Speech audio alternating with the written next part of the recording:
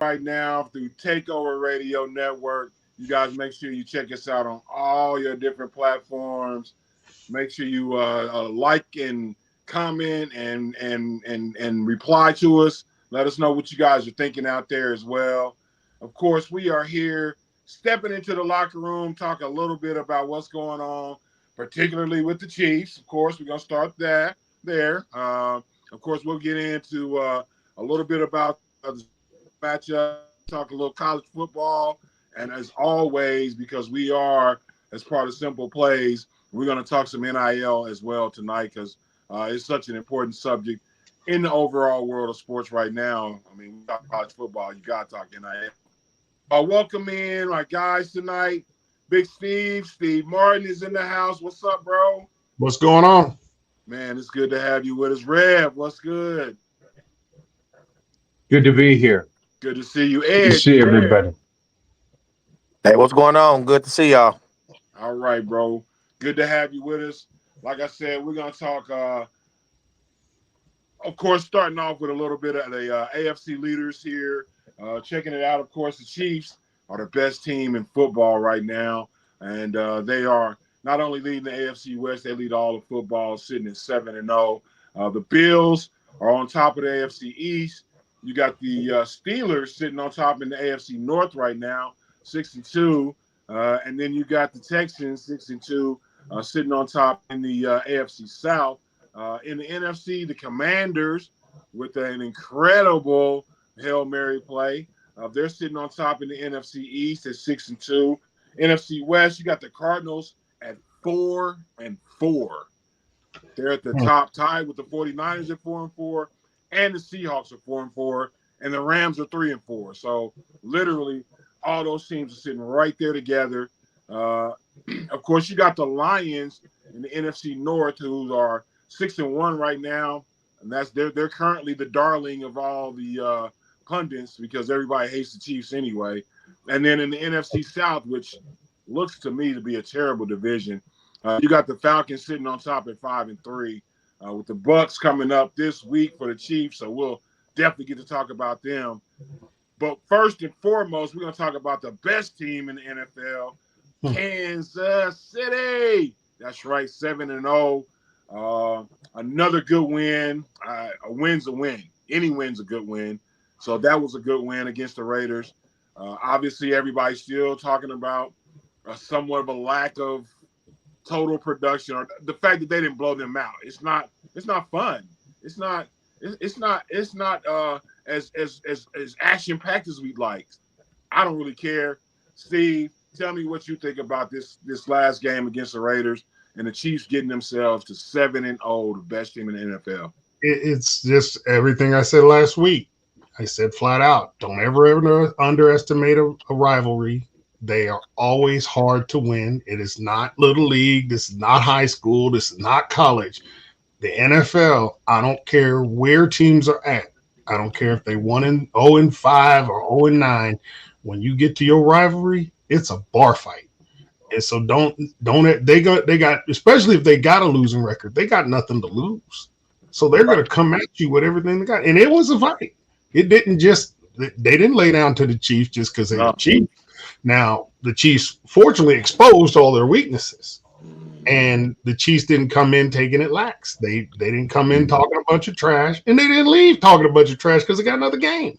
Because you never know. So you just go ahead and fight like you can fight. And the best thing the Chiefs are doing is they're finding ways to win. That's what people got to understand. The football is built on running, tackling, and finding a way to win. If you got to kick a field goal for 61 yards, and that's what you got to do. If you got to get a safety because the defense backed them up, that's what you got to do. If you got to score on special teams, by any means necessary, you do whatever it takes to win. Nobody's fighting for statistics. Nobody's fighting for, I need more catches. I need more carries. Ain't nobody fighting for that because first and foremost, what's winning for the team is the defense. Let's not make that anything. The defense is winning these games because you stopped somebody else's offense. If they can't score, they can't win. And they stepped down again. Shut it down. It was done. Nobody could run. So that's what's doing it. That's what the Chiefs are doing that I'm beyond proud of, just to see like, man, that's the culture I come from. That's who I am. That's football in its purity. So absolutely. Great win for him this week. Yeah, Rev, Steve talks about that rivalry, and it as a kid growing up, of course, it was straight fisticuffs. Like those dudes used to actually get on the clothes. Most Otis of these guys, Sistra. They got the same age in, or they went to college together in a way. So they're a little bit more valuable, a little bit more money on the table, so they don't come to fisticuffs. But you can feel the intensity of this Raiders Chiefs rivalry, especially because we like to disrespect them with the whole Arrowhead West thing. Right. Oh, yeah, absolutely. The intensity of a rivalry. Well, you had the trade with Marcus Allen. You had the rivalry with, that great Raider defense back in the 70s with, you had guys like Matuzak and Otis Sistrunk and the guy by the name of Tatum, who they called the assassin. I mean, the man played safety and was called the assassin. I don't know how many cats out there really want to go over the middle, right? And you have Willie Brown on one quarter. These guys, and then you have Willie Lanier, you had Bobby Bell, you had Lynn Dawson, you had those guys, not to mention some guy by the name of Montana there for a while, plugging around Arrowhead, where this rivalry over the years has always been one that, like Steve said, you could throw the records out the window. This is going to be a dog fight, a bar fight is what he said. And the reason it's going to be that way is because of, hey, they know each other. They're almost like cousins. Right. And so they know who's playing on one side. They know who's playing on the other. A lot of times you're going to see just how well they know each other by the jawing that happens, in between plays. And what we saw this last weekend, listen, that was the best shot for Las Vegas to get at Arrowhead or at the Chiefs, because now on the 29th of November, they go into Terrorhead, okay? And we know what that place is like. It's going to be raucous. It's going to be loud. It's going to be red. And we also know that the comfortability for a team that's going into and playing at their home is always better. You get to sleep in your own bed. You get to eat the food that you're used to. And a little plug to Gates Barbecue, holler at your boy. Where we are looking at the possibility of the Chiefs going through, the at least November undefeated. I mean, I don't see another team that really steps out and says, hey, we could beat this number one. And the reason is you got this kid named Pat Mahomes. For whatever it's worth, there is athleticism and confidence. And when you have both of them working together, it's almost like the man could do no wrong. Now, he threw a ball against the Raiders into the end zone that got picked off, I believe, on Sunday. And, I thought, well, maybe this takes a little air out of it. No, it did not. He comes back down and they score. And it's almost as if. But the defense shut them down. They didn't get that ball and turn around and drive it. The defense shut them down. That's right. Chris Jones, a lot of love right there. I mean, I guess the long story that's short is this. What Andy and Spags have put together in Kansas City is nothing short than a dynasty, a repeat dynasty, a three-peat dynasty, if you will, because we're now looking at the third maybe in a row. And listen, if confidence and athleticism, barring the kid doesn't get hurt, they just brought in DeAndre Hopkins. I don't know if anybody knows about D-Hop, but the man's name is D-Hop. He can catch the football, and it looks as if he's going to be a great complement to that offense. And Kareem Hunt has played what I call the lunch pail role. Pacheco isn't back yet. Kareem Hunt has filled in tremendously.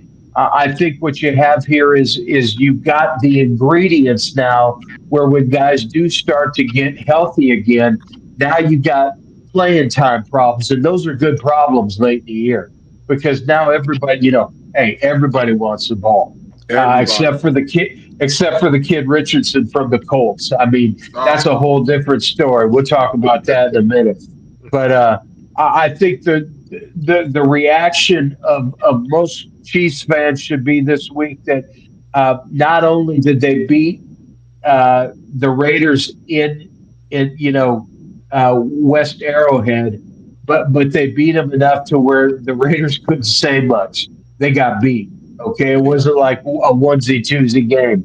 So we're looking at maybe a run right on through into playoffs, and if that happens, uh, look for Andy Reid to change a few things. Here's what I love about Andy Reid: every week he's going to have a few plays that are going to be different than what we've seen all year. And that's just the way Andy works. And so I look forward to it because the longer they stay undefeated, the more creative he is. absolutely. And Ed, of course, with this team right now on a run of 13 wins in a row, they just look so poised to continue on. There's, of course, people are starting to talk now a little bit more about the possibility of them going 17-0. Like I've continued to say I'm not going to predict that. I think that's unrealistic. I don't care if they do it or not. Everybody's saying, well, if they go undefeated and they three-peat, that'll cement, Pat as the best team or this team as the best team. I just don't. I just want the three-peat part of that. I don't care about the 17-0. What do you think, Ed, watching Well, this Ed team fell right off. now, sitting at Ed fell off. 7-0 and how they've been able to perform? Yeah, Ed fell I'll off. jump. I'll jump in for Ed. I think at about week 13, if they go 13-0, there might be a little bit of that. Hey, let's get some other guys in here. That's usually about the time. And I'm gonna bring up his name because they had a pretty good thing in Dallas back there in the early '90s. Jimmy Johnson. When teams get to 13-0, what they want to do is they want to rest the guys that are a little nicked up. And right now, everybody's hurt. This is what Steve and I talk about it all the time. After about week one or two, everybody's playing with something. And whether or not you let the trainer know, you're going in, you're getting, you're training, you're getting your cold tub, you're getting your massage, but you're also hoping that you can get to a certain level where maybe this week's paycheck I don't have to work as hard for. And that Tuesday is only sweet if you're like 13-0. This is where it happens. And So and, I'm yeah, gonna go jump ahead. on the bandwagon of I think they can do it. I think they can go 17-0 because here's what they have. All of these backups, you just picked up D-Hop. All of your team, for the most part, your backups have had to jump in and play. Right. Not one or two snaps. They've had to jump in and really hold down the fort. And again, when Pacheco comes back, you're going to have two backs that you count on. You know their styles. He knows who he's calling on those plays. Spags is already working the number 2 defense. We don't really have to use, and he's given Jones a lot of rest. He plays him when he needs to, by all means, and Jones wants his numbers too. But once you got that 10 wins, you're kind of galvanized into going in the playoffs. So here's the thing. You got Carson Wentz sitting on the bench who can start for other teams. Okay, now is he a Super Bowl champion? Not really. He's not that guy. But can he hold the fort down while things are going on? Yeah, Right. he can hold it down. So realistically, the second team defense, I mean, when it comes to defense, you could rest the line and keep the secondary out there, or keep the secondary out there and rest the secondary and keep the starting line out there. You just can mix and match on defense, and you're in the way he's playing them. He doesn't have any drop off because his Spags calling the shots. So because he's so in tune with what the other team does, I think that his ability to play call is customized for who's out there. And I think Andy can do the same now that he's got enough depth and enough experience that he can mix things up. Man, it's going to be a little bit different with Carson Wentz, but you probably just go to more of a run game. Well, who you got running the ball? You know what I'm saying? You can do all you need to do to stay competitive with every team we play for the rest of the season. So I don't think it's unrealistic that we can't go undefeated. Now, if we just don't start the starters or don't play them at all, I would suggest Andy do them just like a preseason game. Starters go in for the first half, get the points, get the money up. Everything's good. Roll people in, keep everybody rest. That way, because you don't want to sit there and get cold, because sitting there and getting cold happens too, and you don't want to. You want to keep the juices flowing. So, I mean, I think that would be a good strategy just to win it out, and just the fact that honestly, people are afraid of us now. They just flat out afraid. It is what it is. You know, I played against. You know, when I played against you respect your opponent. Let me put it this way, because when I had to play against Mike Vick, I had to run contain. I'm like, I'm not containing that son of a bitch. He's too damn fast. It's like I was literally going into a pursuit drill when I had to contain his ass, because I'm just not that fast. But that's just what you do. And when you got a component like we are the team to beat, so everybody's got to play accordingly. But the thing is everybody gives you their A game, so you get both barrels from whoever you playing. And it's mainly the division games that we got to keep our guys in. I don't think the Bucs, nothing against the Bucs, they have a good team, but they just make too many mistakes. And again, you just never ever take any game for granted. As long as the Chiefs keep doing what they're doing every single week, they put respect on the Raiders. They did not disrespect. They did not underestimate or think, oh, these are just the Raiders, we're going to beat the shit out of them. The Raiders gave us the best they had, and it wasn't enough. So that's just got to be our mentality going forward for the rest of the season. And you know, you mentioned the Bucs, of course, the Chiefs this coming week. The Bucs are going to be coming in here without Mike Evans. They had a couple of really rough weeks here coming. Chiefs versus Bucs this week. I'm looking for the Chiefs to get another win at Arrowhead Monday night. Steve, tell me what you think about what you've seen out of Tampa for this season with Baker Mayfield, who, you know, eventually has shown that he's a consistent, decent NFL quarterback. But without all his weapons against this defense, I don't see how you get it done.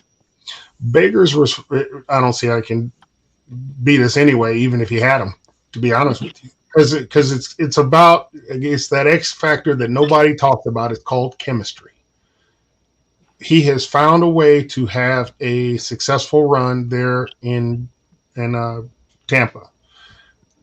All props to him. I'm happy for him. Because I hate to see people come in to a bad organization and get blamed for the organization itself.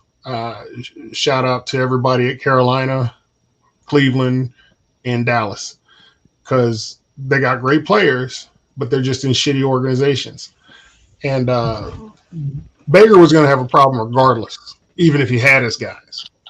But I do give Baker credit that he is an extremely resourceful player. He's an unbelievable talent. I would give them maybe top 10. Just right there at the edge.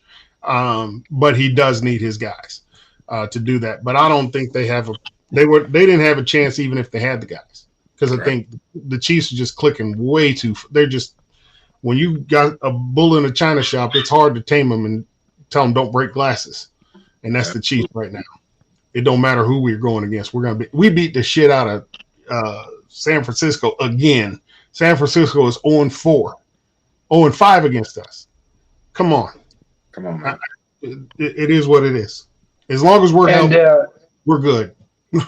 The Chiefs will be going up against a familiar face in that secondary coach by the name of Kevin The Rock Ross, part of that Air Force One group with, Uh, Albert Lewis and shout oh, out to my boy, uh, Timberland. Rock. yeah. I mean, yeah, oh What? yeah, he's down there with Antoine, teaching him. Oh, okay. Antoine Winfield Jr., Yeah, which we're now old enough where we were a senior, yeah, Yeah.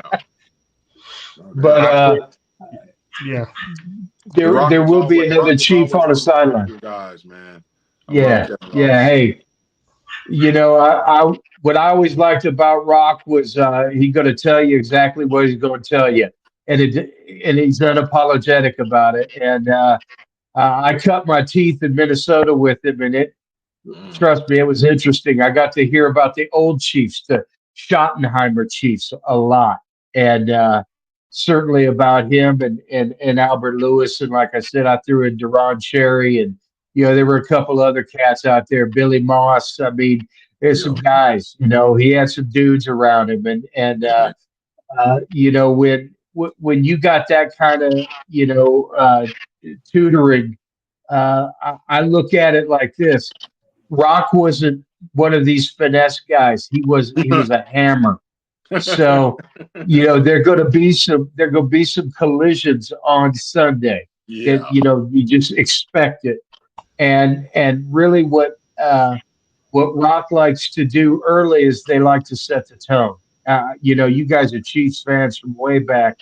That's just how he would set that edge. And if you want to come up and play games, he's willing to make sure that your face mask doesn't fit right. So, that's what he was about. Now, with that said, I don't think that Baker Mayfield and the Bucks, that Godwin's out. I mean, he's not going to be back until playoffs. Mike Evans is out. They're going to be heavy run, heavy tight end. It doesn't bode well when you got an offense like Kansas City's, where, listen, pick and choose. What's your poison? Do you want the wide receivers? Do you want the running game? Do you want to throw two tight ends in, let Kelsey, chop it up the middle of the field? You're looking at a team that, on paper right now, at least going into Tampa, is going to be unmerciful if Tampa doesn't come out and bring what I would consider not just their A game, but they might have to get a little help from the guy upstairs. That's So, that's the thing. The thing I was thinking about is one. Shout out to Noddy, because he is me, because that was what I used to do. I was the run stop. yeah. Every time Noddy comes in the game, that's his job, and he shut the shit down on the run with the Raiders. And because he's still on the team and he's healthy, Tampa's got a good run game, but not against this team, not against us. Because I was sitting there watching them play the Raiders, and that drive in the third quarter after passing interception down there in the 3, and they ran the ball 3 times in a row. I'm like, why in the world are you? When Noddy's knocking your guard 3 yards in the backfield, you don't have it. Look, people don't understand that Noddy didn't make the play, but he made the play. Yeah. That's right. He's 3 yards in your backfield. If he's 3 yards in your backfield, where's your running back gonna go? Nowhere. And I love Turk Warden too, man, especially because he comes out of a small school like S&T. Like to see him be able to play on this level, man, and now he seems to be getting better and better. As a matter of fact, I know how hard he works in the off season, and so I love seeing him have success, man. Because again, I'm a Pitt State guy, so coming from S&T, I feel that's like huge right there, man. Yeah, and that's the thing is that we got, in my opinion, the best run D line in the game. Yeah, right now we do, and it's not just 1 or 2 guys; it's 8 down the line. We got 8 dudes. And then you go out this week and add a pass rusher with Uche. Yeah, I thought that they were probably going to be looking to add a defensive back. But I guess what they're telling me with this free agents pick is that we feel so confident in what we do in just creating defensive backs. Like they just don't stop. They just got a defensive back factory. Because in my opinion, I would call that culturalization. Yeah. He culturalizes those guys to what he wants. And however they play, he adjusts the coverage to who he's got. Yeah. That's genius. That is football genius. To be able to adapt your play calling to who's out there. Yeah. Nobody else is doing it like that. And now we're going to be doing it on both sides of the ball with the receiving core. Hop's don't look for Hop the next couple weeks. Hop's learning. Yeah. He's coming in. He's just got to learn the playbook and kind of get a feel for Patrick. All the other kids, they're all learning. Gray, the other tight end, he is coming along fantastic. He looks like another Kelsey. Sometimes he don't caught the ball. I'm like, is that Kelsey? Yeah. So everybody's coming along and everything's geared up. He geared everything up just for everybody to be ready come the second season. Yeah. Playoff time. So I would tell all the players, because he's got so much buy-in to the philosophy that nobody's out there just trying to be a mercenary, trying to just say, I'm going to get mine, and that's it. Everybody's saying, I'm going to give what I need to give for the team. That's right. And that's rare, beyond rare. And this is lightning in the bottle, and now it's time to just keep opening the jar, and every week just bolt the piss out of whoever we're playing. And it's going to start to get ugly because Mahomes' numbers ain't even been good. Right. They ain't been good. And then we're winning. So what do I tell you? And I saw somebody ask, what scares you going into Halloween? If anybody's going against the Chief, I would be scared. Whatever numbers you was trying to produce or whatever, it doesn't matter. Either side of the ball, even special teams, I'd be nervous about that too. Yeah. Them guys is headhunting now. It's like, shit, I only get 6 snaps and 5 of them are special teams. I'm going to kill somebody when I get a chance. Kill somebody. That buy-in is priceless, and he's got it. And we're looking at magic being made every week, and it's some beautiful, beautiful football glory. So I'm proud to be a Chief right now, even though I played for everybody. So, man, you're a Chief, no doubt.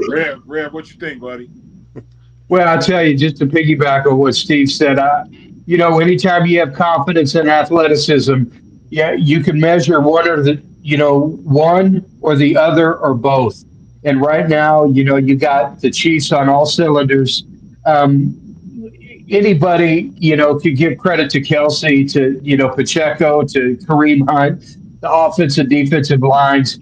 You got 2 great coaches in Spagnuolo and Andy Reid. And really, there is a difference. You can see it week to week in the league with guys. I'm not going to mention any names, but that guy down there in Miami, you could be a player's coach and still not get the job done. All right. Whereas Andrew's a player's coach and he gets the job done. Why? Because it's about the game first. It isn't about the player first. And once you have that buy-in, now you have these guys saying, listen, he's a player's coach because, and by the way, I've learned something while I've been here.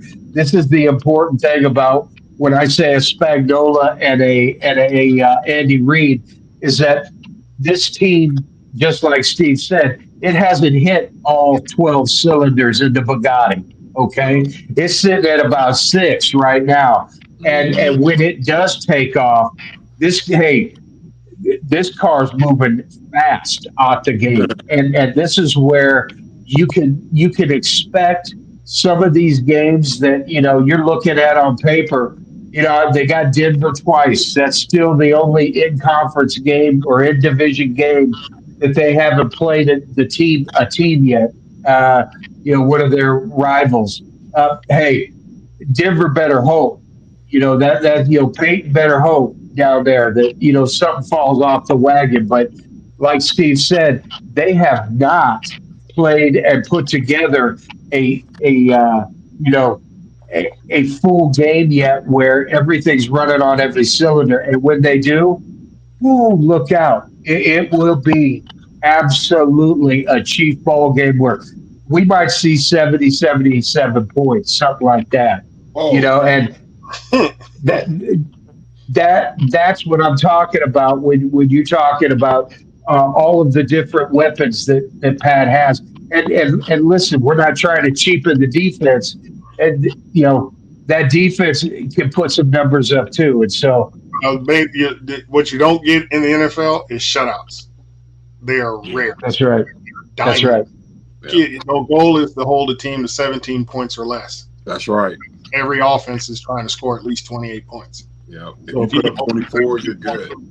Yeah. So if you see a shutout, we're playing lights out defense. Yeah, that's right. And you know what? I said to somebody else this week, as much as we have all given Andy credit for being an offensive genius, like literally a genius, you have to give Spags just as much credit for being a defensive genius, because with so many teams, in my opinion, defensive coordinators, so many defensive coordinators out there, even the good ones, they oftentimes will put their players in position to make plays, and then the talent of the player kind of takes over from there, and they actually execute that thing. There's a certain level, in my opinion, that Spagnuolo, and there's one of your guy up there in Minnesota, Rev, that the Todd Bowles that used to be coach, that's the D coordinator up there. He's another one of those guys who I think the way he calls the game actually makes a difference on the field. That's right. It does. A matter of, he put the players in a good position. No, he strategized so well against the other team that he has neutralized them. And I just think Spags you cannot give him enough credit for what he's doing right now. I just don't think. And it's complimentary. It's complimentary to what, this is where, Andy Reid's offense and Spagnuolo's defense work in tandem.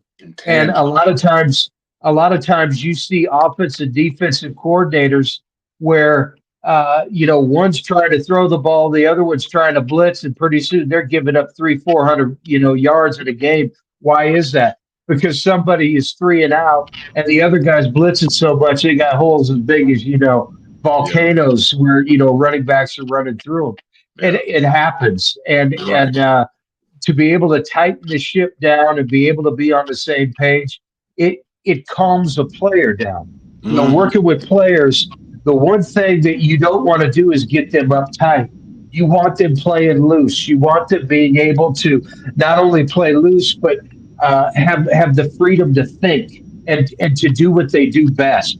To put them in, you hear this, and sometimes it's cliche, but to put them in a position to be successful. Yes. Putting them in a position to be successful is a position where they're calm, they know what their role is, and they're not doing anything except their role. They're letting the other guys play next to them do what they're supposed to do.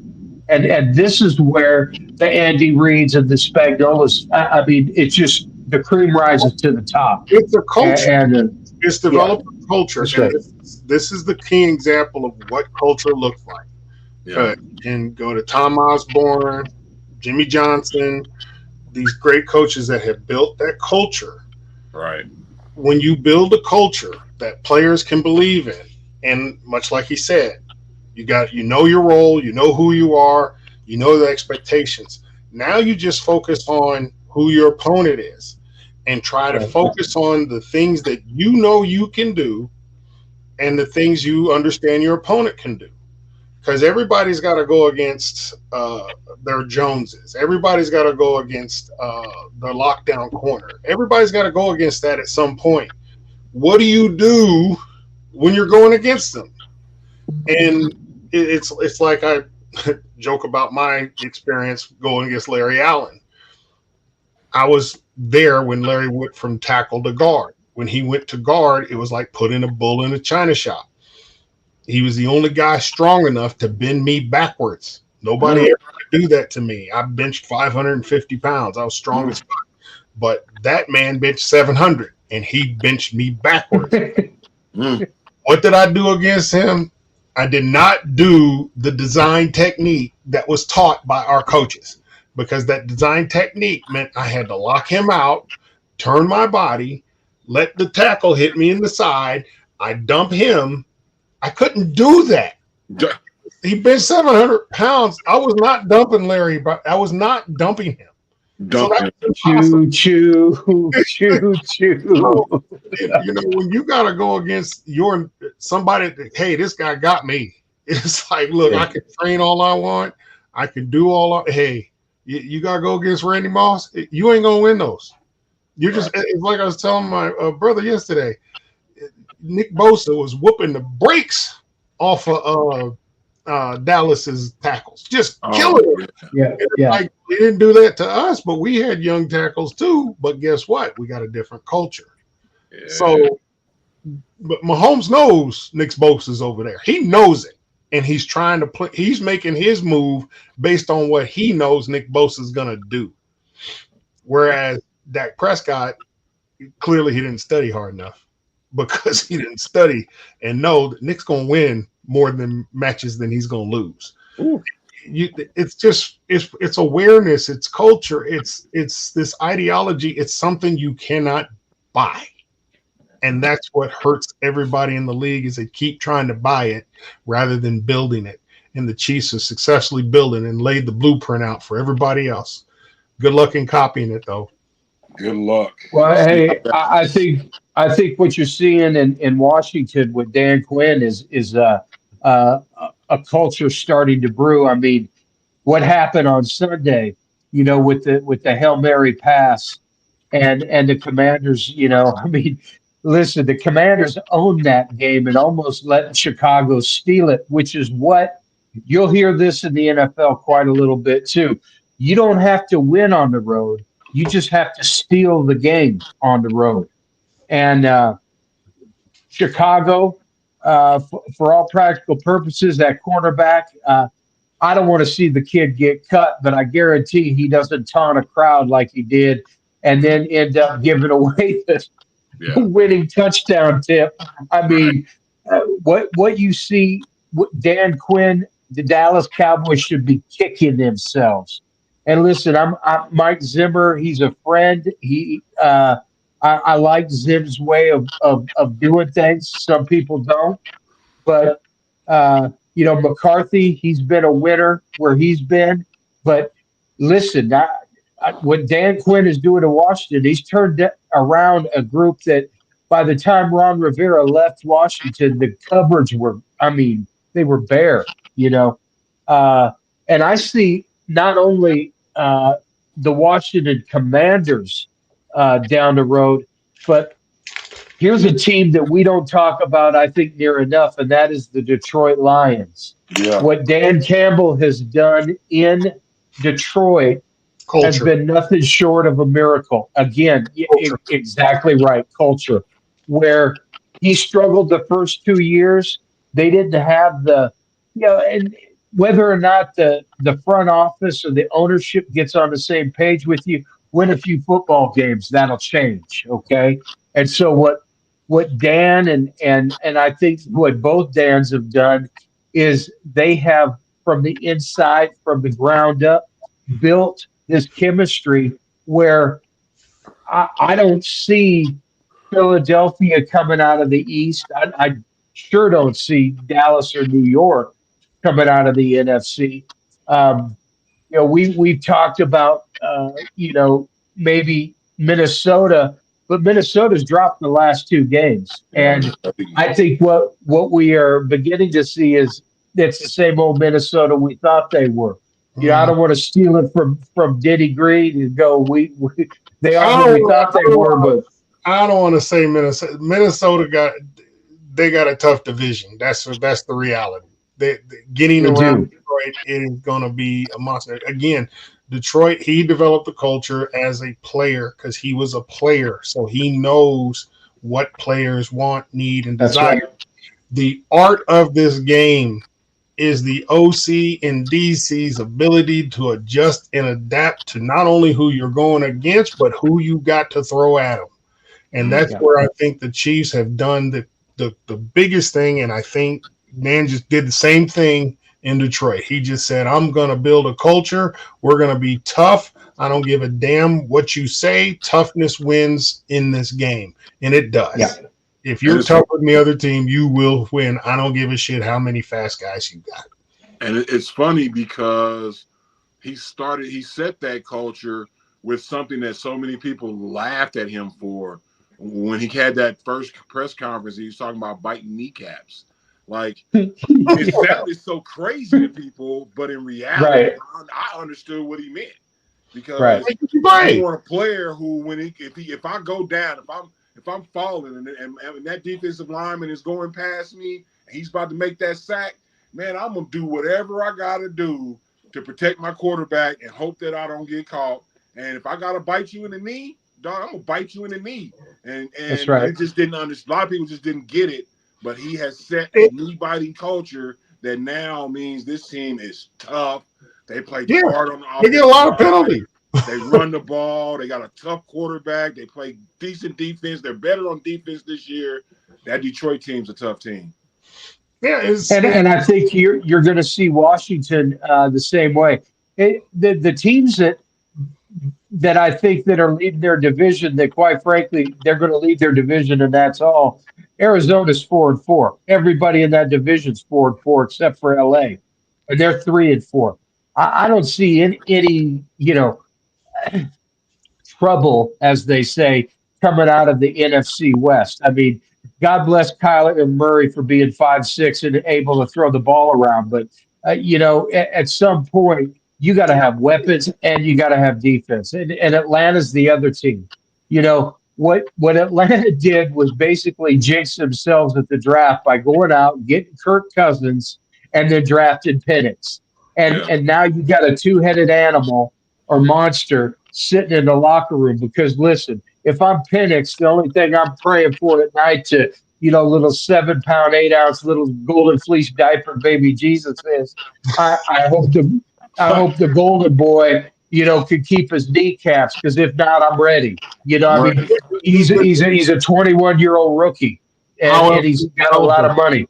If I'm sitting there as Penix, I would just be trying to be developed. I would just, because that's the one thing that, what did they say? You can't develop guys anymore. You don't have that luxury. He's the only guy that's been drafted into a position that he could develop. So he needs to just develop. Just take the year, study your ass off, try to go into every game. And it really sucks not playing, just to be clear, because you're amped every single week to get out there and do what you can do and improve what you can do. It's the same thing with what's his name in Pittsburgh. Sit back and develop. Just learn. You watch Russell Wilson throw the ball this weekend. He was beautiful. He looked like Russell Williams from Seattle, not Denver, but he looked like the Russell Williams from Seattle. I'm like, bro, learn. I know this is hard to sit there and have all this talent, and you was the number one pick and all this other shit. That's gone. When you have to rotate with somebody, you got to rotate. But guess what? You needed it. And look at how many guys are emerging that when they get a year or two to just learn the game, sit in the game, be in the game, but not be in the game, it's helped them. So just embrace that opportunity. And I think Minnesota's going to come back. People figured their shit out, and that's the problem with Minnesota. And that just jinxed them. He just jinxed them. That's all I'm going to say. Not jinx them. They got Sam Darnold at quarterback, bro. No way.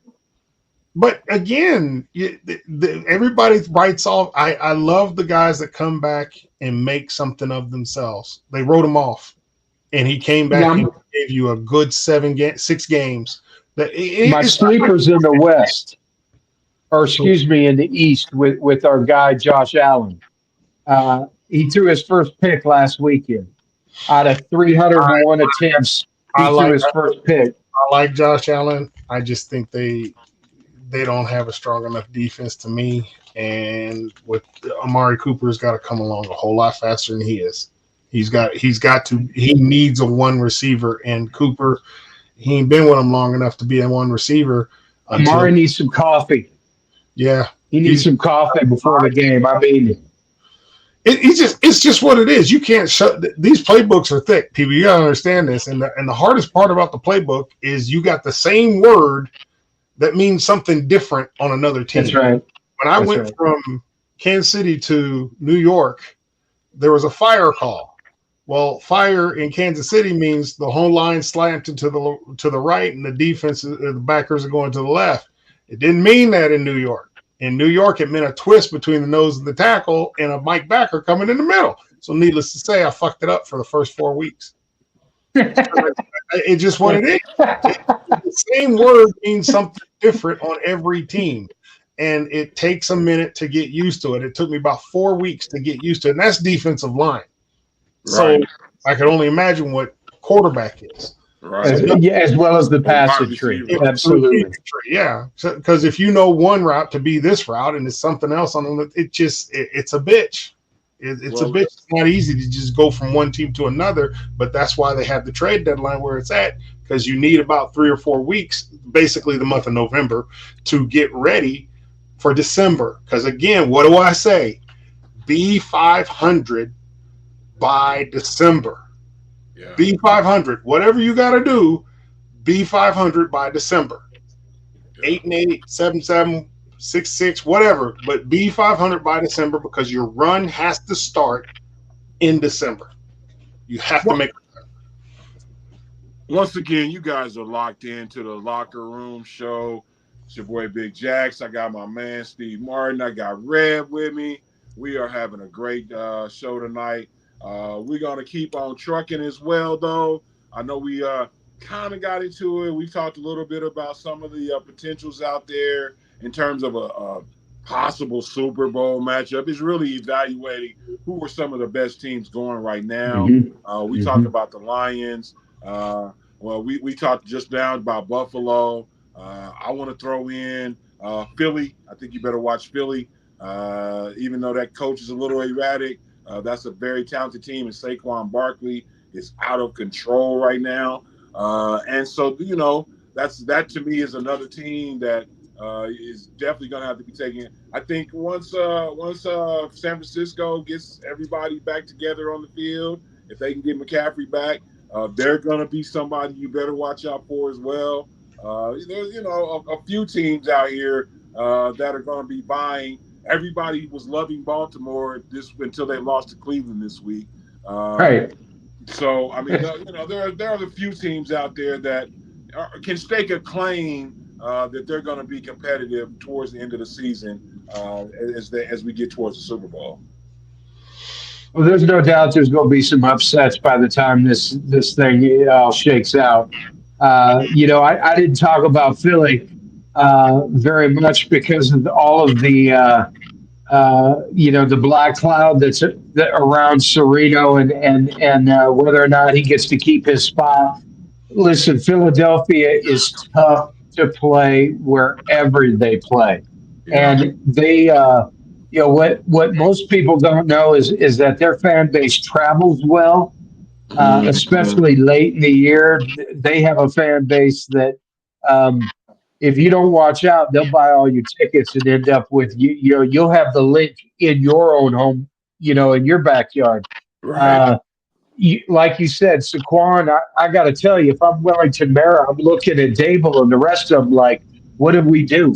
Because we put him in the middle of our division. Yeah. And that to me has always been, it's kind of like Marcus Allen.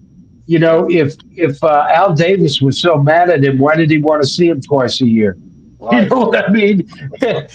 Send him to Cincy, or Miami or somewhere where. Exactly. Well, But I don't think that. First and foremost, I played in Philly, and the crowd is beyond tough. So, anyway, they're brutal. I got a story. They're brutal. But the thing with Philly is, like you said, I think what they have to do is get their line set. Their O-line and D-line have to be set. As in, they got to know how to work well together, because that's what it looks like to me, is they struggle to keep their timing, positioning, how they're handing people off, how they handle inside guys that are tough, how they handle outside guys that are tough. They got to have that chemistry between them, and then the inside guys on the run, they just ain't gelling real well, because they got to win with 4. and that's what made them signature when they did make their Super Bowl run. Is their front four could win just the four. They didn't need the backers. Right. So Philly's in pace and en route to getting there. So I would definitely say there's somebody to consider, but they're as long as you got the Giants around you, you got a chance because they're terrible. I shouldn't say they're just really, really not. They don't have any chemistry. None. Not good. Well, I think the two sweethearts in that division are Washington and Philly. I mean, you never know what you're going to get with Dallas. I mean, they go out, they beat a team, and then for 2 straight weeks they lose by 60. You know, it's And that's the sick part about Dallas is that they got more talent than a little bit. And you know, I keep saying you need more receivers than what you call. I'm like, you got receivers. You just got to have a better tree. Yeah, I mean, utilize what you have. Yeah, you got guys that are open. You just don't have a very good tree going on here because they're not studying the film hard enough in my book. And in the running game, I mean, again, just like Philly, you got to get your line set. Your line's not set, and they got some rookies out there that makes sense too. But you got to get the line set. If you can't run, you can't win. That's flat out. Washington, the Commanders, I will say they have a superstar that they were fortunate to draft. Now don't fuck it up because that they've got a guy that can carry you out of the abyss, but you got to catch on and wake the fuck up. Again, it's about the OC, DC having that chemistry with their guys, knowing what to call, when to call it. That means y'all got to study the shit out of some film. Don't just run what you want to run. Run what the team gives you, because that's the best way to beat anybody. You know, you want to take a girl out. If she don't like chocolate, don't go buy her a big ass chocolate rabbit. Don't do it. Don't do it. She like rabbits. Get her what she wants. Get her what she wants. And get these teams what they're looking for. Okay, you're going to play hard in man, but you're soft as hell in zone and man free. I'm going to play man free in zone. You got to do what they do. Quit it. Don't get me wrong. You got to establish what you're going to establish, which is Detroit. You're going to take this run, and you're going to have to stop it. Right. If you can't stop this run, I'm shoving it down your throat. That's football philosophy since I was 3 years old. You know, go ahead. No, I was going to say my only problem with the kid out there in DC, quarterback. Every time I look at him, I think about RG3. Like, he's so frail looking, man. Like, how is he going to withstand just the everyday getting hit in a game when you're not even really, let alone when you actually take a real sack? You know what I'm saying? His OC got to adjust. It's not the kid. The kid is showing you I have unbelievable talent. He does. Now OC got to adjust to the talent he has. Don't try to make this kid do shit he can't do. Focus on what he does well and build off of that. That's how you build success. Humble thyself. Don't try to make it, well, this is going to be the Steve Martin offense. Get that shit out your fucking mind. If I got 3 top-tier front 7 guys, I got to build my defense off of them, not the other way around. And that's all I'm saying is that that's what's working for the Chiefs. They're building off of what they got. They're not building off of, oh, this is my legendary offense I'm bringing in from San Francisco. No. They ain't none of this shit Andy ran when he was in Green Bay. Right. None of it. They've had to write the whole – and he lets the guys own it. He lets them own that Kelsey pass. Yeah. That's it. That ain't Andy. Andy just says, fuck it. If you could do it, he's setting the framework. But the framework and let the players really work with player, I own the part of the defense, my part. Oh, I'm dying for this defense because I love doing shit I love to do. You know, let me ear hole fucking Larry Allen as opposed to taking him on head on. I'm not doing that. I don't want to take that motherfucker on head on, but let me hit him in the ear. Oh yeah, I love that. I'll do that all day. All day long. Speaking of all day, we got to get on because we can talk about NFL football all day. We're getting close towards the end of the show. I wanted to hit a little college football before we go too much further.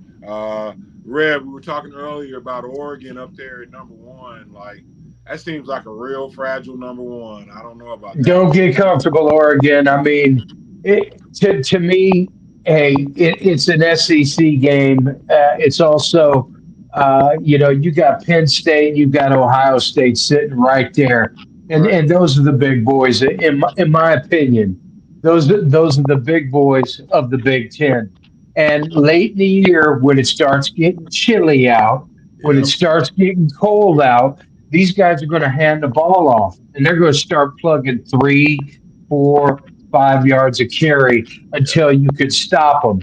And that's where this game of who's going to be number one is. In the meantime, you got the SEC where it doesn't get cold down in South Carolina and Georgia and Alabama. It actually gets a little sweatier where they throw the ball all over the place. And Right. by throwing the ball all over the place, they start gaining what they call that confidence as Mhm. well as that chemistry that we've watched Alabama slip the last couple weeks prior to this past weekend where they've lost a couple games and you want to run yourself out of Tuscaloosa, Kayla DeBoer, lose a couple games in a row. Okay. Right. That being said, they still got to give this man a chance to put the Kayla DeBoer DNA to the test because right now he's playing with Nick Saban's kids. Okay,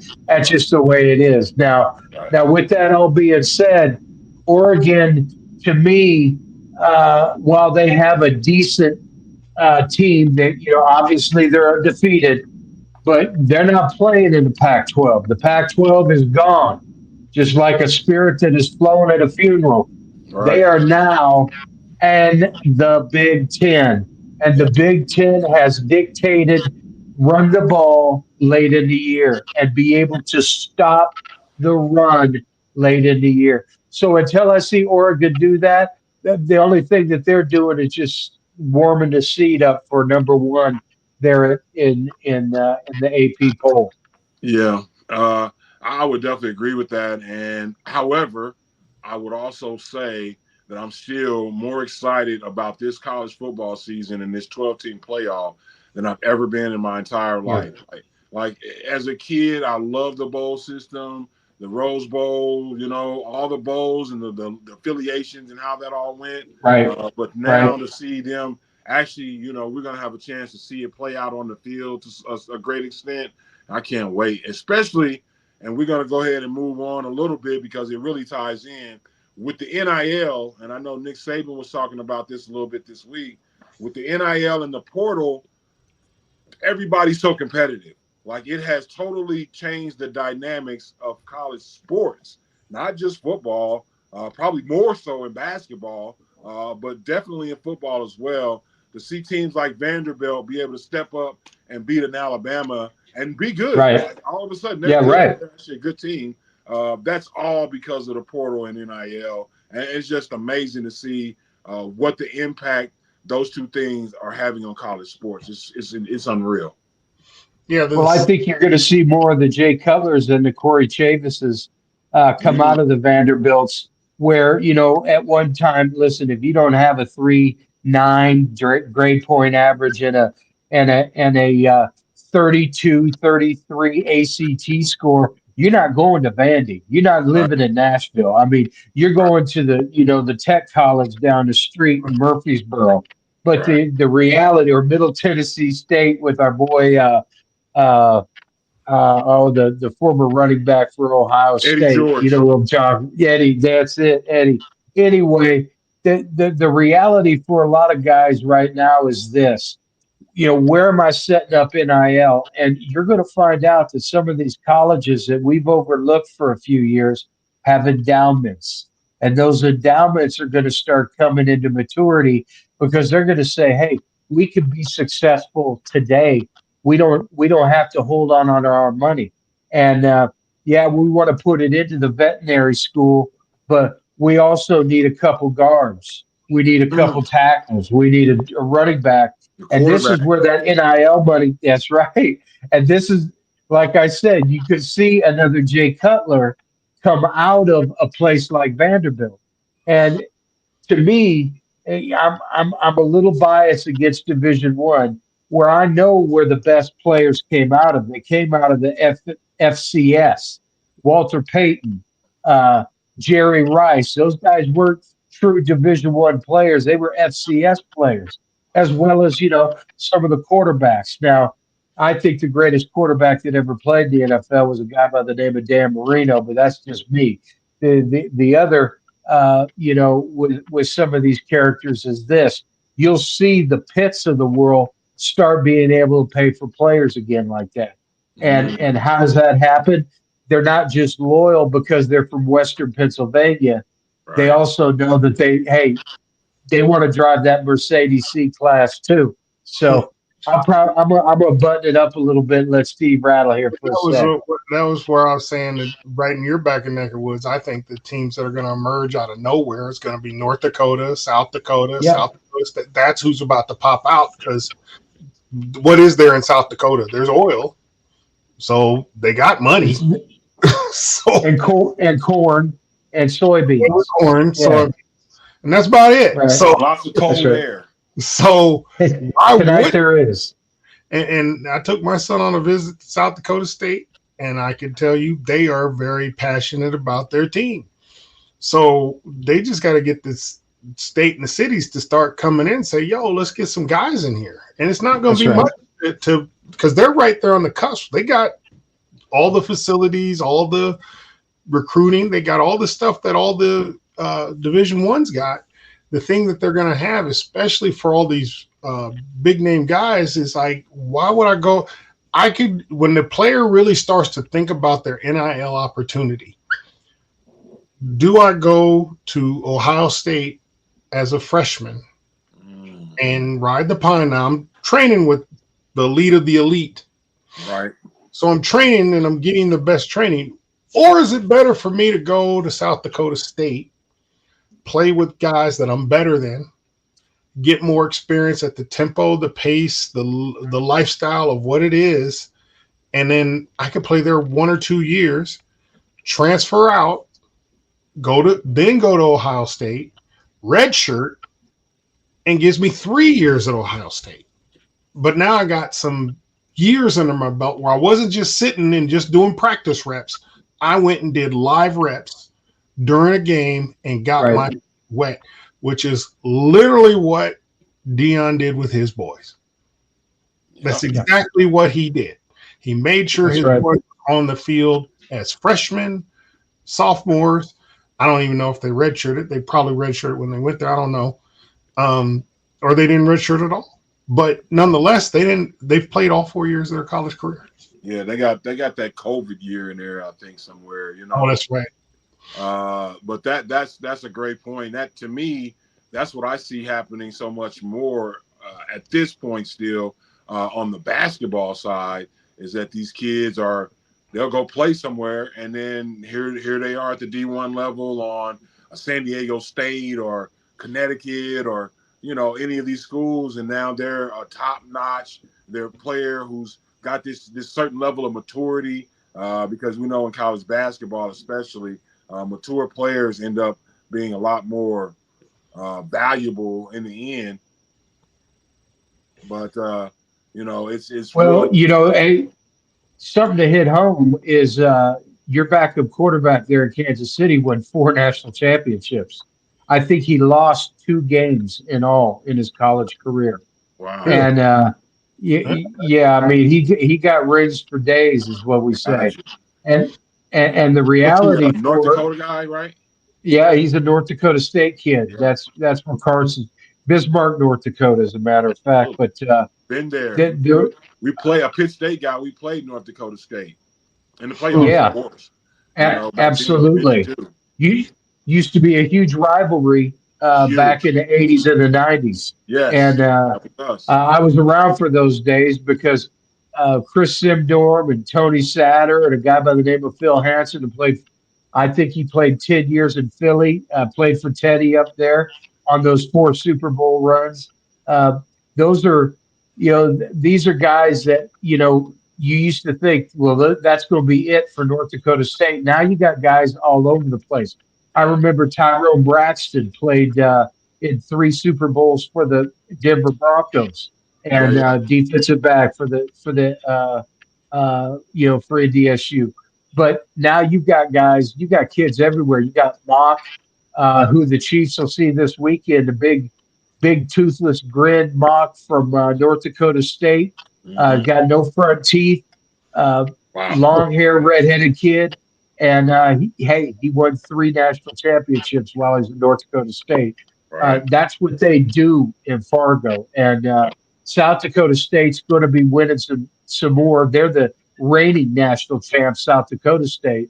Right. And shout out to my boy Max Woods, who's going to be the future running back for South Dakota State here in the next couple of years. But I think what what we're getting at is the fact that it doesn't matter where you're at. If they pay you, you could spend some time there. You could get your Yeah. proverbial feet wet. You can get some maturity, as well as how things are run at a Division I level. And Mhm. then if you want to transfer to, Michigan, Ohio State, Alabama, wherever, you now have a better idea than if you came out of, two bunk high school and, your head coach really didn't have you set up for what division football is. And listen, most high school college or most high school coaches don't set you up for Division One. There's too many misnomers where they can't sit there and tutor you.